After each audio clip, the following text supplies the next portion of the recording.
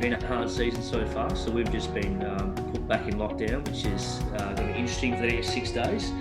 But certainly the best intentions to get this up and going as soon as we can, as soon as the government gives the all clear. But within my role, I sort of oversee the multicultural, disability and Indigenous programs. So that includes entry level all the way through the pathway with our state teams as well. So within our state teams, we've got Indigenous teams and disability teams. So that's our deaf and hard of hearing, blind and vision impaired, and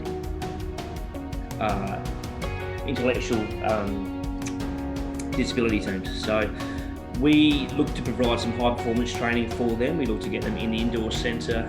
We look to get specialist coaches involved with them. So that might be batting, bowling and fielding coaches, or that might be strength and conditioning. We aim to, treat them like they are state players. So we aim to give them as much as possible, so then they can, fingers crossed, head away for the national championships and come back with some trophies. Besides that, a big role for us is certainly the Woolworths Cricket Blast programs. So certainly for all three Indigenous,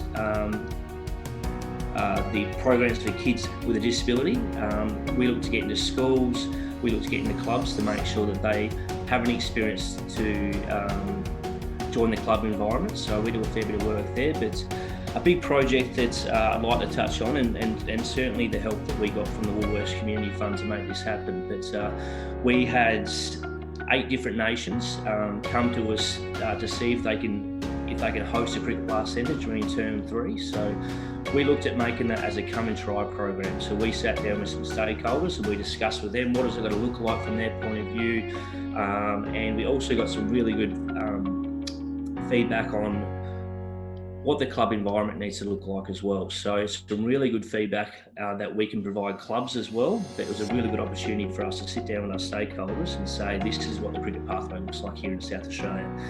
So each program is a 4-week program. That was a really good partnership between clubs and stakeholders to make sure that works.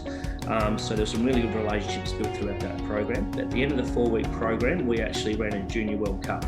So as part of that, we had close to 500 kids go through the 4-week program, and we certainly weren't shy on the Indian kids joining in. So we probably could have fielded 5 or 6 teams just for them, but we had an under 10s and under 12s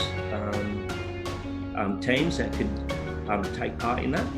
So we need to set some really strong criteria, and so we put in for attendance, of course. So the kids that came to the 4-week program, we made sure we had a really good mix of boys and girls. Probably the most important thing for us is that we wanted kids to sign up for term 4 programs before they join in for the Junior World Cup. So that way, if we had 16 teams attend there, 160 kids were pretty much guaranteed to be joining the club environment for term 4, because that's probably the biggest thing, and that's probably why we're here now, is that we want to make sure the kids go through the pathway. We want to make sure that they get into those clubs. So we were really pleased with what we've been able to achieve for that. Fingers crossed after COVID gets past us that we can get those kids back in the clubs.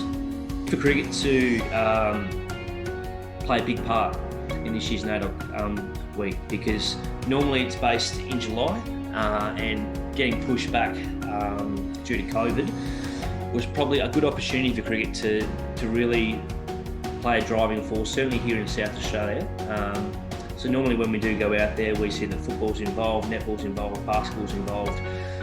It certainly looked a bit different this year, but we certainly made sure that we were seen out there really driving NAIDOC week, and we certainly had advice from CA. I know that the other states have done a fair bit of work as well. I know that WA had some strong, guidance and uptake as well there. So what we looked to do was to have our own sort of reconciliation rounds. So that's a key part in cricket that's started last year. It was led through the BBL and WBBL to see if we can get teams and clubs to really embrace culture and start striving towards I guess, being that sport for all. So the big reason why that we do that, I think, is to probably celebrate the history and behind that.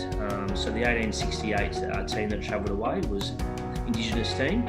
Certainly here in the South Australia, we've had Faith Thomas, who was the first female cricketer, and we've also got Jason Gillespie, who is now the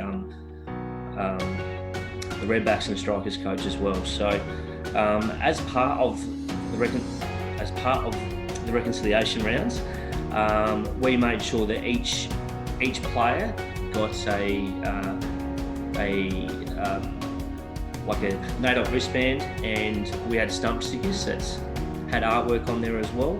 We made sure that at all the Premier first grade games there was a welcome to country, and for each of the club games there was a form, an acknowledgement of country that a club official or club captain could actually read out on the day. So we made sure that there was a real strong chance to educate these clubs and these players on some of the history behind it. So within South Australia, we've probably got about 3 to 4% actually play cricket. And in total, though, we had 219 games across the whole state take part in doing certain things. And a big part of that we pushed for all of them to do was the barefoot circle, and that's where each of the players and the umpires take off their socks and shoes. They form a circle, and they make sure that they've got connection to country, and that's where they do the welcome to country throughout all of that. So we were really chuffed with that. We've been told that's the biggest drive from a state sporting body here in South Australia. So it's always good when we can get the upper hand on football. So I've been certainly letting them know all about that as well.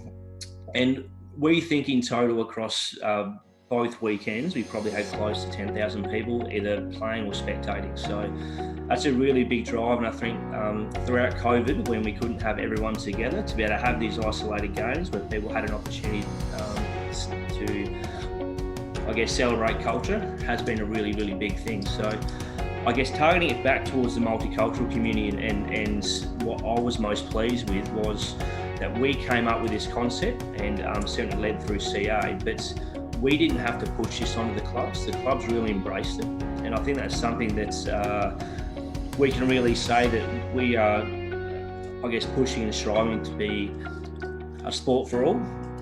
And the clubs and the stakeholders, the coaches, the people on the ground are really pushing the fact that they want to celebrate culture. So they want to really embrace that. They want to embrace their members, and it's not that sort of old mentality of what cricket used to be. They want to make sure that they can include as many people as possible. So it's certainly a time to join a club, and I'm really proud of the SACA staff and the clubs, the stakeholders and volunteers who really jumped behind us. So it was a really big thing, but I know that's been led across the whole country as well. So I guess congrats to all the staff and clubs across the country. So it's been a very busy couple of weeks for us.